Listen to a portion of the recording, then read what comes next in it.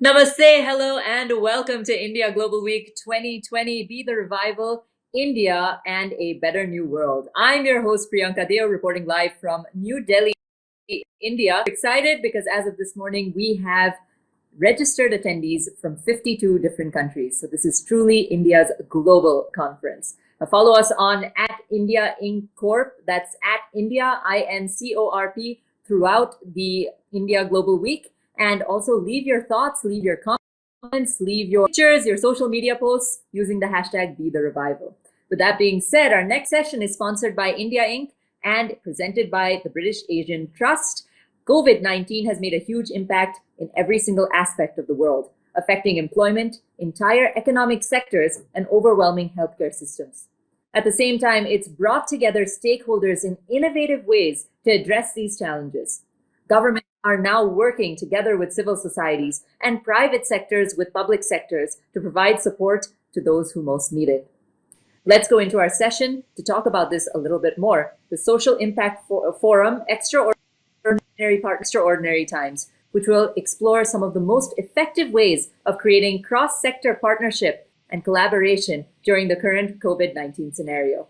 For that, I now give it to our moderator to introduce our fabulous panel and start the session. Our moderator is Ms. Abha Thorat-Shah, the Executive Director of Social at British Asian Trust. Ms. Shah, the floor is yours. Thank you very much. And I'm sorry we're running a little bit late. I'll try and keep it nice and rapid to make sure you hear from our panelists and not me. A warm, very warm welcome to the Social Impact Panel hosted by the British Asian Trust. We have an excellent panel that brings together government, civil society, and private sector. And what's interesting is that today we're going to be focusing on the bottom 25% of India. And I'm going to be talking to the panel with three paradigm questions. One, what is the need for partnership, extraordinary or any other kind? Two, what is the room for innovation despite all the losses, the huge negative impact of COVID? And every panelist is going to bring that. And three, where does digital play a role? And I think every panelist is going to speak to that point as well. With that, I'm first going to ask my question to Chetna Sinha, founder of Deshi Foundation and the Mahila Bank, coming to us from Satara in Maharashtra, my state from India. And she is going to talk to us about how women in Satara are coping under COVID and what they've been doing, which perhaps might surprise us when we talk about the negative stories. Chetna is going to shed a light on a slightly different narrative coming from Satara. Thanks, Abha. And thanks for inviting me to this panel. It's very interesting that on 23rd March, when the lockdown was declared and everybody was talking about COVID-19 and all that, and so many women, street vendors, there was a lockdown and they lost job. One of our women, Savita, and she got an order of the school uniforms, but the schools are closed and she was so upset that what should I do? And then she got the idea that, okay, I have an infrastructure of stitching. She was actually a part of our skilling program, Abha, which of course BAT supported us, and even the NSDC was the part. And when she came, she stitched some masks, and on the 24th March on the road, she started selling the mask. Within 2 hours, she sold more than 150 masks. And then she got the idea that, okay, I'm not getting the uniform orders, but I can do that. And so she started stitching that. And this gave an idea to Majesty.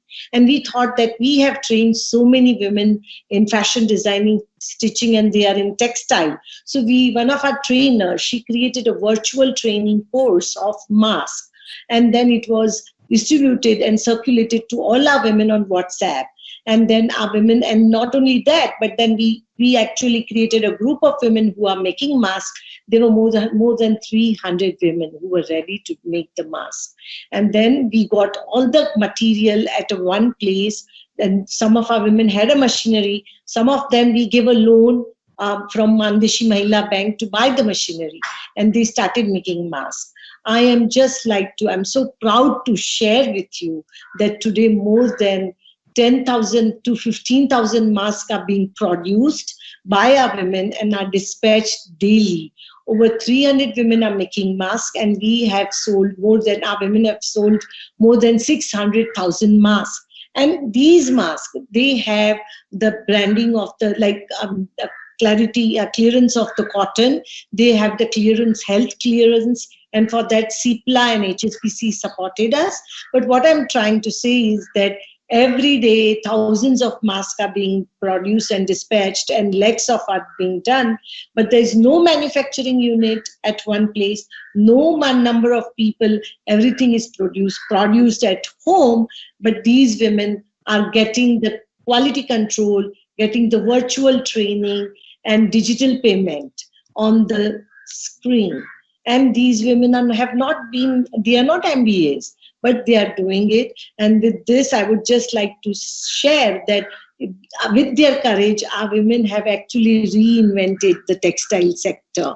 Now it's important, how do we take this to scale? And the scaling is possible if the government is there. Scaling is possible if the mainstream sector is there.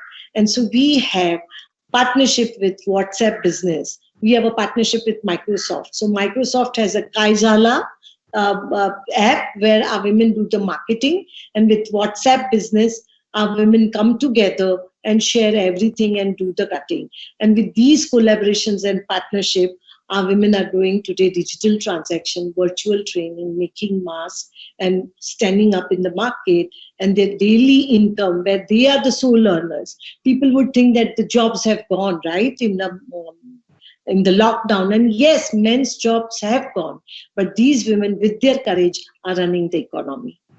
Excellent. So perhaps an opportunity for women who have worked at home for a long time to consider lockdown and the use of digital leapfrogging. Perhaps more women will come into the workforce as a result of COVID. Who knows? But I'm going to turn with that to Manish, who perhaps has the ability to make women come into the workforce in huge numbers, and talk about this very point of leapfrogging. Manish, I know you're passionate about it, and you've been talking to us about how learning will have to, as you said, tectonically shift as a result of COVID. Tell us how NSDC and you are seeing this, and also respond, of course, to what Chetna has put on the table. Thanks, Abha. I think while COVID obviously has brought a lot of challenges, there are certain opportunities which has come alongside. And I think one of the most important thing which has come in is a sudden realization of how powerful the digital media can be, because a lot of us know about it, but there are a lot of people who had kind of resistance to that. And this one has put everybody in one single block, because essentially, if you have to operate, you have to go digital. That's the only choice. So I get a feeling that a lot of people have changed minds about digital, particularly at policy level, because that makes a lot of difference. You can have a lot of knowledge, but you might not have the power to change policy. And you might have the power to change policy, but you might not have enough knowledge. So I think this unique situation has brought a kind of awareness among both of them, those who have knowledge as well as the power to change policy, that yes, there could be things done which can make things move much faster. And I can say that with few examples. Like we have within NSDC, eSkill India platform now. If you go there, and there are 400 courses that are targeted towards the bottom 25% of India, and they are free courses. And there are more than 4,000 courses where you could be charged a certain amount of fee. So I think we are catering to both requirements in a way. There's also what we call a skill management information system that we have created, essentially to connect those who are, let's say, migrant laborers, and they've gone back to their states and are looking for jobs around. So it's a kind of electronic employment exchange, where the demand side is put in by the private sector, and we have got a very strong private sector at the back end of it. And on the front end, we have government agencies as well as training agencies putting in a lot of supply side data. So there's a matching of supply and demand through artificial intelligence to ensure that the jobs that people get is something which is close to their home. So those are the kind of things which we have taken up. I actually very strongly believe on the power of the digital platforms to empower women, because India's labor force participation is among the lowest in the world, and for growing to an economy of the size that we are aiming for, it's very important for women to come into labor force. I think the digital one doesn't challenge the social norms, but does empower women economically, and we can also use digital platforms to actually educate and skill women at home. So we have in eSkill India platform seen almost a 700% increase in the last 3-4 months that we have been there. And normally we do about 400,000 people skilling every month. I was expecting that we'll actually come to a screeching halt, but I was surprised to find that 200,000 still continues, and they are all digital at the moment. So people have quickly shifted to digital. I'm not sure what's its impact on women. We'll be studying that as we go along, but I expect that quite a bit of it will be on the positive side, and there'll be a lot of gender empowerment. So these are my initial thoughts. Thank you. Brilliant, Manish. So, huge statistics there, and we're still talking about the bottom 25% doing that. So that is pretty extraordinary. And I can see NSDC is actually starting to be very futuristic about all of this. From that, I'm going to go to Alan, who is in Bombay, my home state, but I'm talking to him. He represents our government in India. He is he's Her Majesty's Trade Commissioner for South Asia and the British Deputy High Commissioner for Western India. A big mouthful for me. Sorry, Alan. I hesitated there. But I'll ask you some more tricky questions, considering we share a citizenship. Where are UK and India going on social impact in the next 12 months? We are having similar social challenges face us here as well. How do you see that role? You've just taken this role up. Where do you see? Thanks for that. Thanks for that. It was great to be here. It was great to be in India Week and great to be in the British Asian Trust session. We love working with you. I'm 4 weeks in the job, and yes, there's an outbreak here and around the world, and that is the context that we're working in. But I'm incredibly optimistic about the broader UK-India partnership, because in all of my conversations with senior business people, with top politicians in both countries, we're seeing an incredible optimism for the opportunities of this relationship. Both our prime ministers would like an ambitious partnership. We heard from Prime Minister Modi today setting out an ambitious agenda, and we're also seeing in trade. The Secretary of State for Trade, Liz Truss, talking regularly with her opposite number, Shri Piyush Goyal. And those are talks that have led to innovations in the response to the outbreak here, innovations that have seen India support Britain with its needs to access paracetamol, 3 million paracetamol tablets and almost 11 million masks being exported to India, from India to the UK. So we're seeing incredible innovation and opportunity in direct response to this outbreak, but also more broadly in the relationship and in areas of life that affect all of us, from our farming, our food technology, our finances, right through to space. So I would say actually the UK-India relationship now is going from the soil to the stars. We've got a joint centre of excellence to look at post-harvest technology to try to address the leakage in the farming sector, where maybe more than 40% of produce is lost. And that centre of excellence, we hope, will really transform the lives of farmers here, responding to Prime Minister Modi's maxim today that we should invest in the hard work of India's farmers. And we're also seeing innovation in finance, where, yes, London is this, a global centre of finance, and we're seeing partnerships from Lloyds or with ICICI Prudential looking at financial services products, but also insurance products to help people's lives and livelihoods. But I'm really excited in finance that we see with the British Asian Trust, a social impact bond that is already helping, or on the way to help, almost 2.3 million children across India.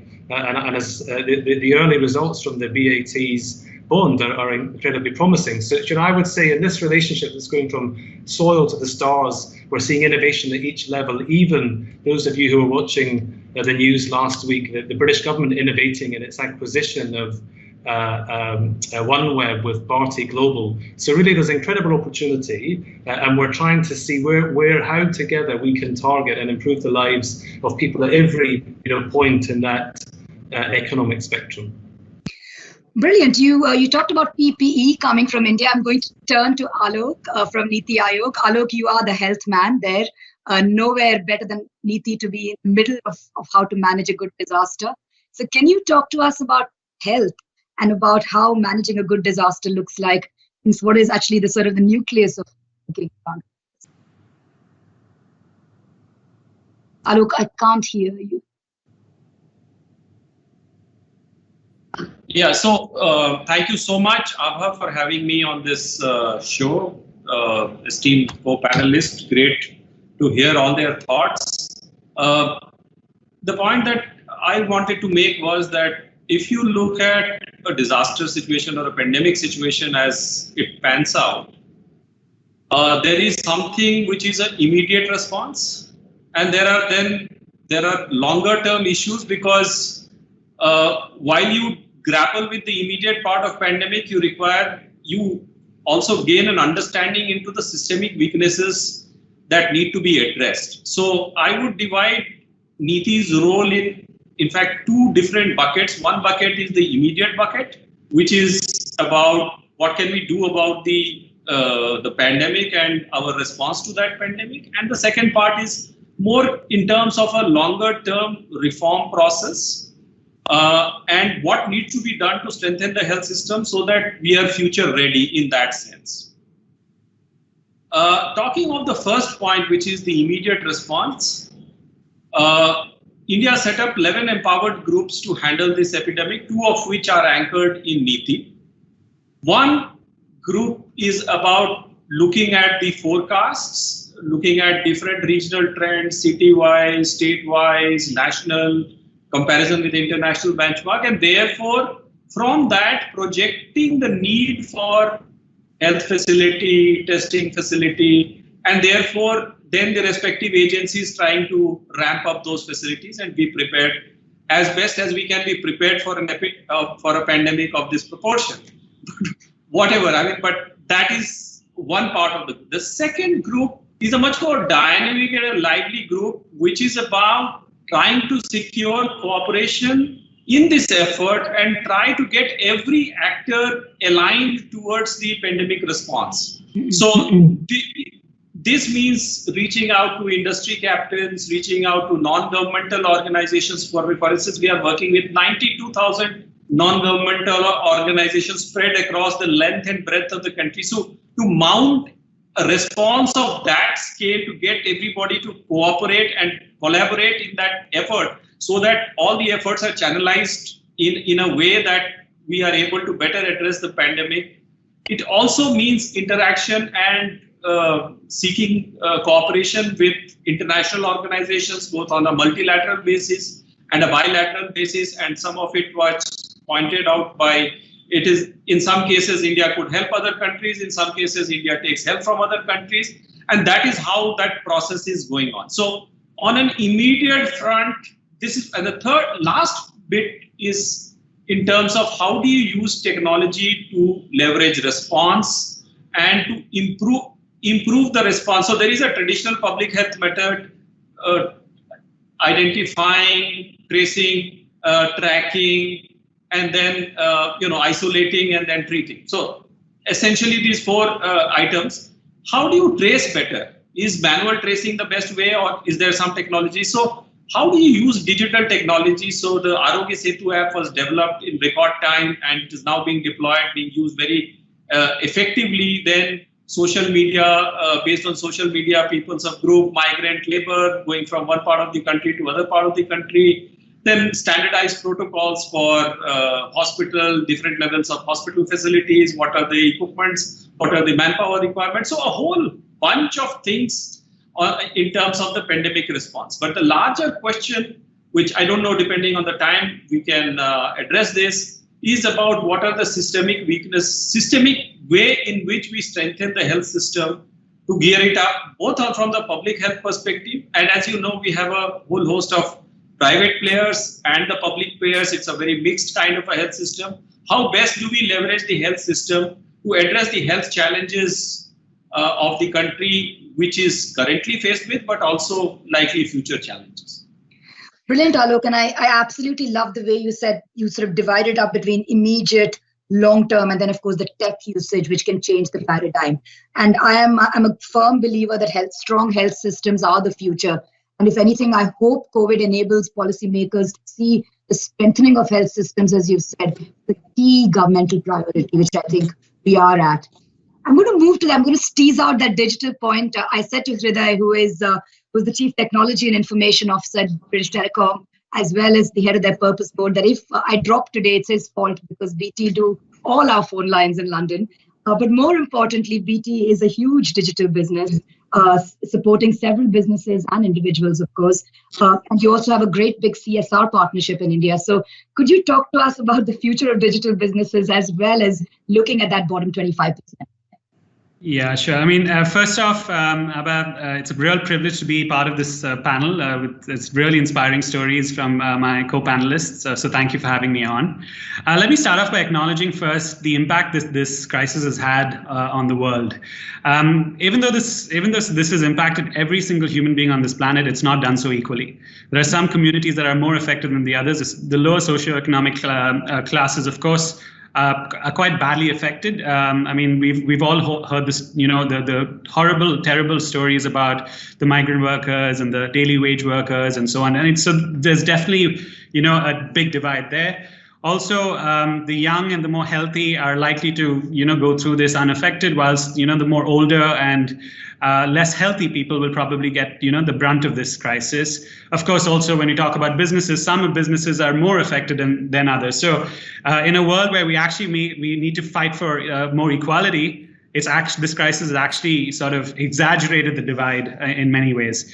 So I think it's a moment in time where companies like ourselves, like BT and others, need to really step up to this challenge of trying to mitigate the impact for those that are affected by this crisis. And I'm really proud, and it's moments like this again, where when you work for a company, you realize that how systemically important you are, not just to our customers, but also to the communities and society in general.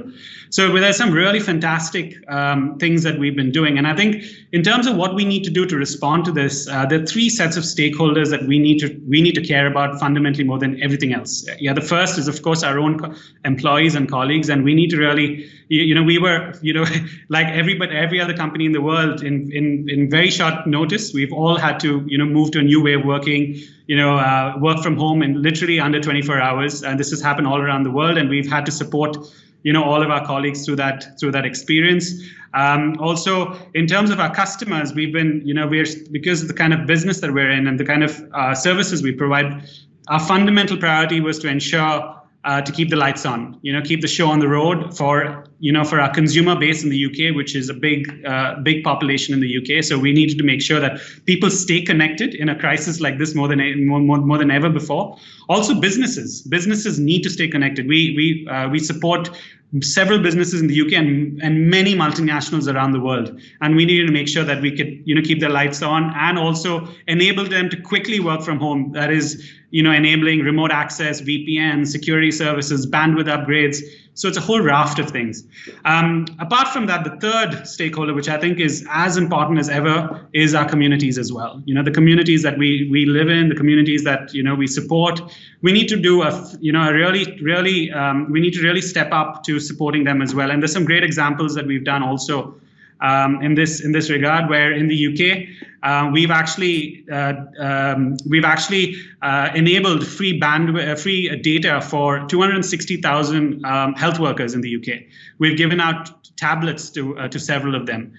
We've also helped mobilize a field hospital in 48 hours where we set up 1,000 IP phones and high-speed data connectivity. So some pretty phenomenal things that we've actually ended up doing in the UK. As well as just bringing it back home, we've, with our partnership with the British Asian Trust, we've worked with our partners as well. A really fantastic example is the work that we've done with Going to School. We've launched something called School TV, where colleagues and our employees within BT have actually done training videos in digital skills, computer skills, coding skills, and we've actually now broadcasting that live. It's a 3-hour session every day, 7 days a week. We're broadcasting that live via Doordarshan in Rajasthan and Bihar, and I believe there are about almost 1 million viewers just in Bihar alone. So some pretty high impact initiatives that companies like us that we have done and companies like us have done. Brilliant. I'm going to take a few call to actions from that. There is new ways of working that I'm going to weave into a second set of questions for everyone. And back to you, Chetna, on new ways of working. And I wanted you started alluding to it about new ways of women being employed or perhaps self-employed and being in finance reaching women. Can you talk to us about both that and the dynamics of men coming back to our villages? And perhaps picking up on some of Alok's points about every nonprofit and every entity in the country working together on a systematic. Sure. So actually, let me tell you, when I was listening about the BT thing and all that, and it came in my mind, it's so interesting that the whole India is going in a very different phase. On one side, we have seen the plight of migrant, but here we also saw in the villages, like I'm in Satara, in your hometown, Abha, that people are saying that we don't want to go back to Mumbai. We want to stay here. And I felt that, this is an opportunity for the civil society organization with the mainstream sector, private sector also to come in, because people are ready to work, people are ready to innovate, to learn. And I'm proud to share with you that, we have a radio. And we have a radio school. And you'll be surprised to see that on radio, the schools are going radio shala, we have it. And the kids who are in the 10th grade are ready to teach to the kids who are in the first grade. But these are like lovely stories. But the most important is, how do you crack that? Is that when women are ready to go digital, how much our digital companies are ready to go to them. And in that, I would just like to say that I'm proud to share that these are the model stories, but we have a partnership with WhatsApp Business. And with WhatsApp Business, our women in a different category of businesses, they have created a WhatsApp business groups, and they are sharing everything what is available online, what is available wholesale. Not only that, but coming back to the agriculture sector, that, with this whole, we have a group of farmers who actually share the soil testing things and the report of soil testing. So it's not now, the time has come where community organizations are not going to work alone, number one. Government is there, number two, for the programs like radio and all. And the most important sector, I feel, is the private sector. After this, I'm going to social stock exchange sector, where we are going to, and as you mentioned, British Asia Trust is also going to work on as Alan mentioned, on bonds. So how do you bring, because these women are ready to do digital transactions. These women are ready to take the digital learnings by being part of these various platforms of Kajala. So Mandeshi has a partnership with Microsoft, WhatsApp, and with the digital banking. And when the communities are ready to digitalize them, when women are ready to take the sole responsibility, I do think that these sectors have not to just come together, but they will have to create the scaled model. Mandeshi cannot go to every state and every village, right? It's that if we work in the collaboration, then of course, today our farmers who are making a best millet, who are producing, are displaying their produce online with Kaizala so that the Mumbai person can buy it. Right, so that's how these platforms have become so important, and we can take it to the scale if the government and private sector comes in. And so I just would. Thank you, Chetna ma'am, and I know you have to leave, but God, what a call to action to you, Manish, both in terms of how we're going to work in the future. And you have this extraordinary position to bring private sector and government together on that conversation. And perhaps you can leave with a call to action to Alok at the end of that, and I'll pull some of Alok's early thoughts together. So Manish, your thoughts on what Chetna has put out there on scale and your extraordinary position to make that happen. Yeah, so about scale, I think in the context of India, and as Alok also mentioned, going to scale would require private sector to come in a big way. And we operate through about 650 plus private sector partners. And they run almost 10,000 centers across India, skilling almost 5 million people annually. And with British Asia Trust, recently we came and we created a bond, actually, a performance bond, where essentially what we are saying is, if any of them performs very well based on certain metrics which we are together creating, then they're going to be rewarded for that, because there's a kind of relationship which NSDC has with this private sector. So I think it's important to have more such incentive structures aligned to long-term relationship between the government's intention and the private sector's ability to deliver. So how do you create that incentive structure? That is quite important. So I think this is one important part. Secondly, I think in the context of India, when we talk of skills, I think there are two parts to skills. One is the industry-centric approach that we have, where essentially we're looking for employment. But we need to look at the human capability-centric approach too, and essentially think about entrepreneurship. And when I talk of entrepreneurship, I'm basically talking of nano-entrepreneurship, of entrepreneurship in rural India, a very small one, where people might just need 50,000 to 75,000, which normal banks don't find it very pleasant to actually be giving because it's too much of overhead cost for them. So therefore, we are creating products like Nirvana Fund, essentially saying that those people who have achieved Nirvana in their life, would they like to contribute to the bottom of income, bottom of the pyramid? And that's a fund which we have created with the help of Government of India. It has all the clearances necessary to receive fund from outside. And the idea is use that fund for creating a large number of nano-entrepreneurs across rural India, because not everybody would necessarily get a job in industry, because that's when you go back to your homes. I mean, particularly if states like Bihar, etc., would not have too many industry actually to employ people, but everybody could become an entrepreneur. That's possible.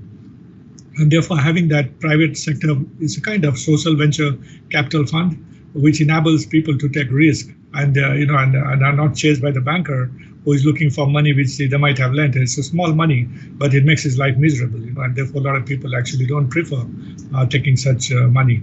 So creating that comfort, and there's something which we are trying to do.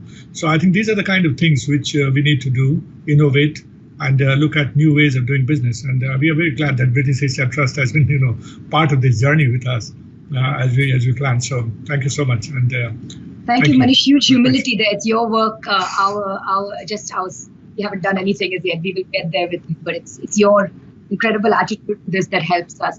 I'm going to go back to Alok to build that in, and maybe Alok, you can talk to us about what you started telling us about health systems, and perhaps also allude to where sectors like Hriday's as well as Manish's in skilling as well as in digital can support you, because there are many challenges as well, right? As we take this incredible tapestry of positivism, tell us where the issues are, and then perhaps we can leave our people who are watching and listening with some call to action and where they could actually work with us and with particularly people who I know has called out when it comes to join us. Abha, I lost you for a bit, but I understand that you want me to talk about the health system and our diagnosis and where it is headed. So here is a 3-minute tutorial of India's health system, if it can be called so. So in a sense, the Indian health system is a story of multiple fragmentations. So if you look at the payer space, the financial space, we have 1 billion payers. Every citizen is an insurer in himself or herself. Right. If you look at the provider space, we have an incredible diversity with 98% of our health providers being small providers with less than 10 workers each. And if you assume 5 workers per bed, it is essentially 2 bed is the 98% of our health facilities are like that.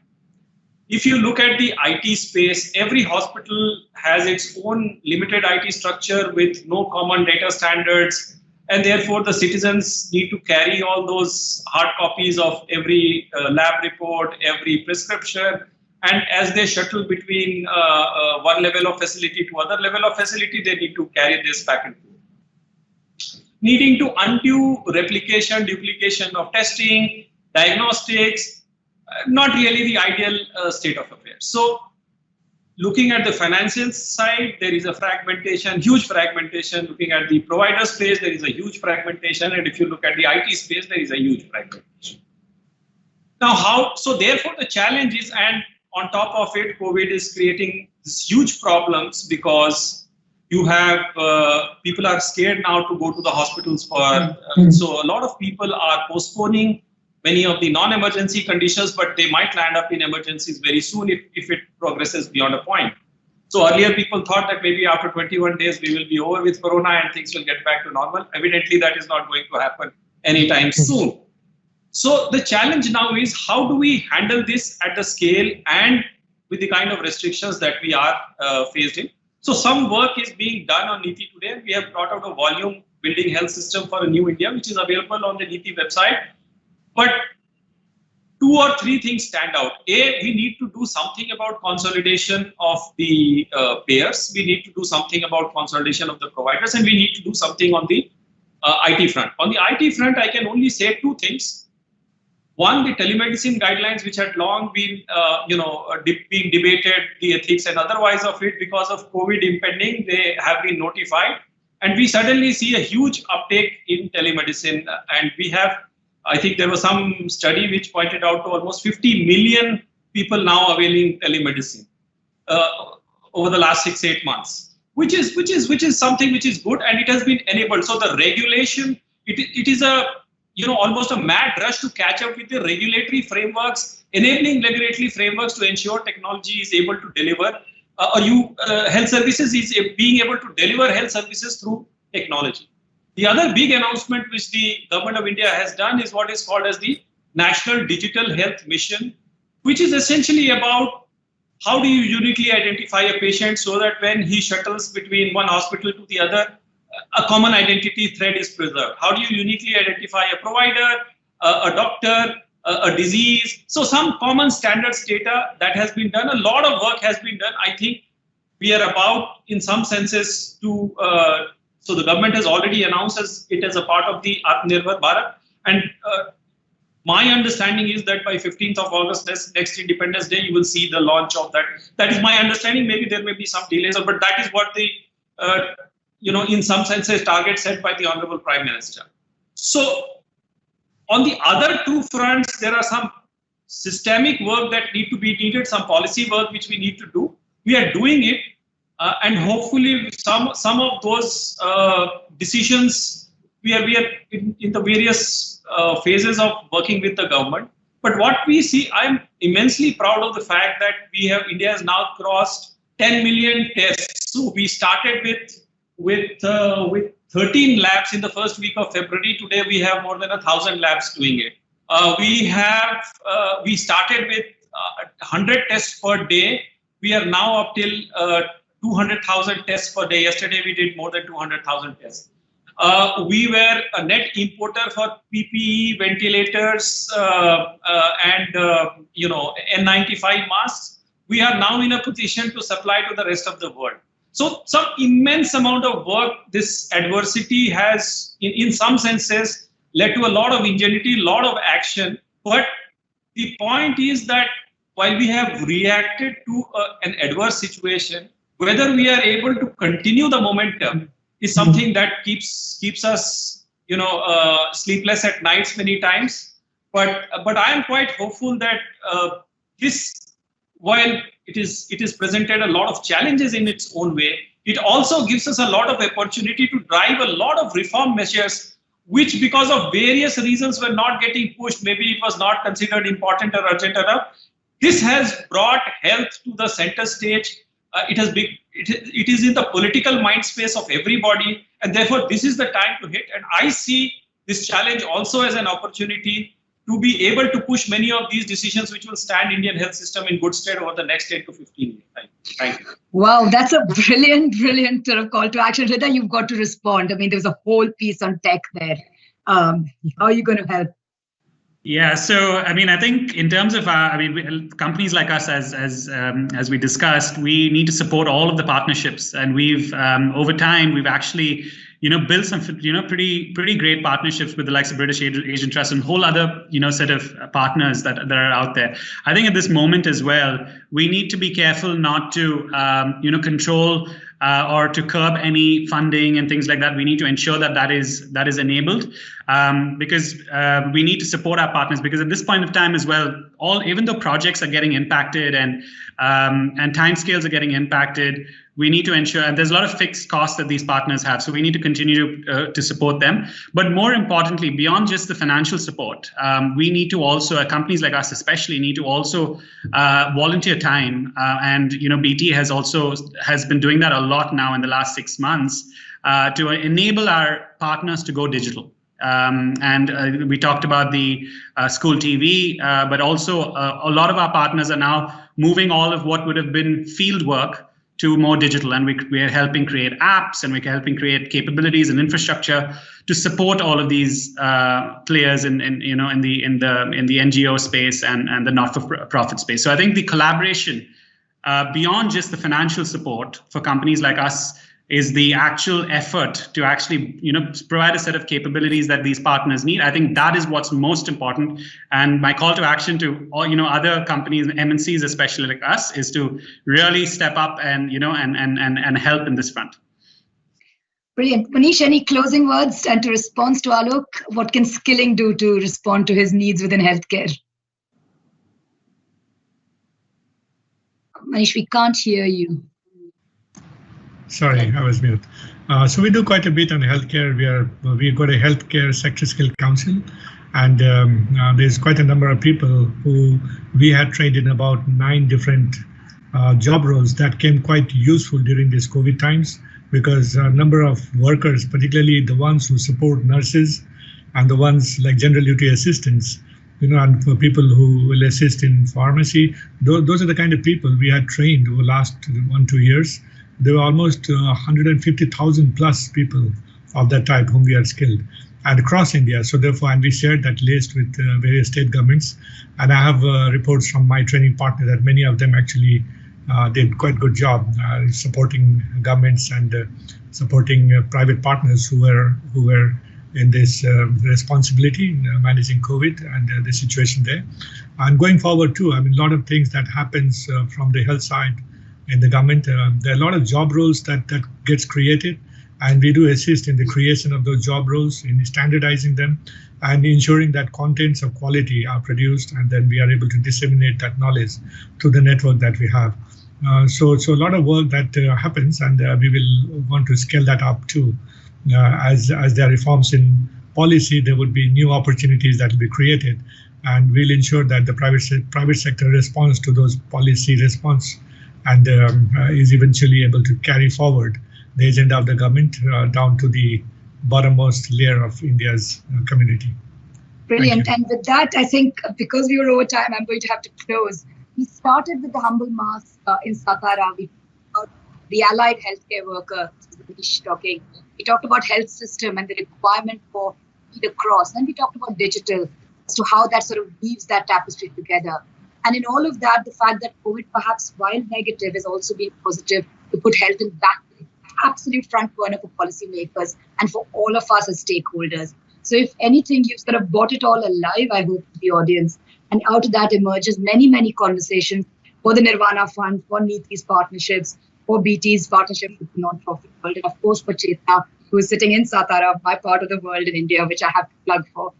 So thank you very, very much for joining us, for being so open and really genuinely adding value to this discussion, much deeper than perhaps what the news talk about, and bringing to the global diaspora and to the global world in India as to what the opportunities are. Thank you very much. Thanks, Abha. Thanks. Thank you. Thank you. Thanks. Thanks.